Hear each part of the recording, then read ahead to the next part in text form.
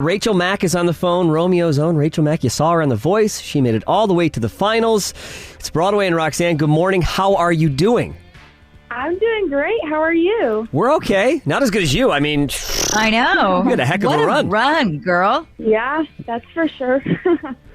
I mean, you put Romeo on the map. How exciting. And I have so many questions. I'm a fan of the show, The Voice. I'm a fan of yours. So Thank you. what, made you want to audition for The Voice, initially? So I've always been a huge fan of the show. It's been like the only singing show that I've ever wanted to do. And another musician friend told me that they were holding virtual auditions. And because of COVID, I just figured, I have the time and I could do it. So I did. Yeah, that's awesome. So let's go back to that audition. Did you think that Nick Jonas was going to be the one to turn the chair first?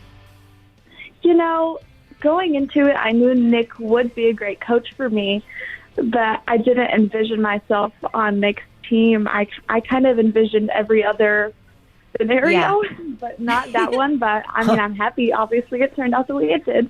He seems like a really nice guy. I can't recall for the audition how many people turned. Did they all turn? Just Nick. Just Nick. Just Nick. Were you disappointed It was meant to be. Were you disappointed that Blake didn't turn? I was just, I saw Blake. That was all I wanted. I witnessed him. But no, I was happy I got a chair turn. Less or over half the people don't get a chair turn, which is something that people don't really know. Not everyone is shown, but not a lot of people get chair turns. And so I was just happy that I was one of the people who did.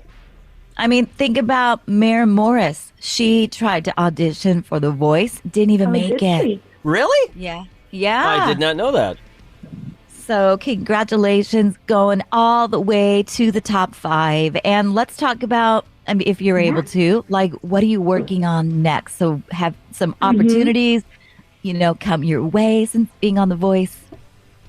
Well, I'm definitely, I'm in the studio getting my work done. I'm a songwriter. I'm putting together some really cool stuff, and hopefully, I'll be on this station soon enough with my song. Oh, we got your back. Hello. The second you release even a demo, I'm going to be like, let's do it. Let's play it every hour. Definitely. Awesome. I'm here for it. I mean, the show, I'm sure, has opened up so many opportunities. It doesn't even matter, and it would have been nice to win, right? But just getting that far just getting on the show and then making it that far opens up so many opportunities. Is that right? Has your phone been ringing off the hook and you're getting text messages and you got to have an agent now? It's probably just crazy, trying to decide what's next almost. Yeah, for sure. But I think the biggest opportunity is just the platform. If nothing came out of it, just having, more followers and more people hearing you now. When I do put out music, there will be more people that will hear it and then spread the word along. It'll just be better for me and Bill. What's the relationship like with Nick right now? Because I know I've talked to people that have been on the show before, for example, Morgan Wallen was on Adam Levine's team way back when. I think Adam actually stole him. He wasn't originally on Adam's team, and I talked to him and I said, did you still keep up with any of the coaches or anybody from the show? And he said, no, not at all, actually. So I don't know if it just, the opportunity wasn't extended his way to stay in touch, but as Nick said, here's my number, please stay in touch, call with questions or whatever. Well, I can't speak for the other coaches, but I don't know if it's just the fact that maybe because Nick isn't a coach every season, he's more hands-on. But I will say he's been very good to his word, and he is a very hands-on coach, and he has fulfilled some of the promises that he's talked to me about. So you think he will remain a part of your life moving forward, as a friend or a mentor in the business? I mean, I hope so. Okay. That's a good name to have in your back pocket for sure. Right. Most certainly. I mean, you're only 16, so you're so young, and, there's so many opportunities out there. So if you could, kind of follow somebody's footsteps and how their career has taken off, who do you look up to and hope to kind of have that kind of, career? Like a Gabby Barrett? Are we thinking big, Carrie Underwood? Who do you want to kind of follow and go that way? You took the words out of my mouth.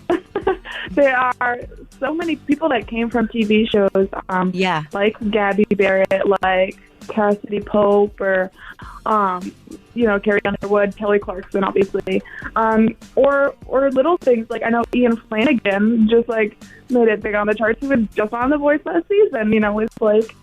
He was on the charts. I mean, that's the goal, to get out there and have people play your stuff. 100%. And you are very country. You love country music. Are you going to stay that lane or maybe kind of, branch off, do a little pop country? Mm-hmm. On a show like The Voice, it is a cover show and you have to sing different songs. But as a songwriter, I cannot write anything that's not country. Love it. That would definitely be the album. Cool. Yeah, and it's funny, Rachel, we were able to connect with you because I know everybody wants to talk to you right now, but we got lucky because your sister listens to our show and she was texting in for Prayer Request Wednesday and she's like, pray for my sister Rachel. And I'm like, oh my God, this is Rachel's sister. You got to get Rachel on the show. And then your dad was texting me and really appreciates your family listening to our station. So also, do me a favor, Rachel, if you end up moving to Nashville, which I'm assuming is that on your radar at some point? Do you think after you graduate? For sure. Okay. Sooner than you think. Okay, please stay Michigan. Keep your Michigan accent and keep calling it pop because so many times I see people move to Nashville and then the next time you talk to them, which is like a week later, they're like, "Hey, y'all." It's like, "No, you're from Pennsylvania or Michigan or whatever." So please represent us well and keep saying pop and keep your Michigan accent. Absolutely, I will. All right, Rachel Mack, thank you so much for calling and we'll stay in touch and can't wait to hear what's next. Thank you for having me. Thanks, Rachel. Bye. Thanks for talking. Bye. Thank you. Just going to sneak right past you and climb to number 1 on the chart. Yeah, watch out for Rachel Mack. I love her.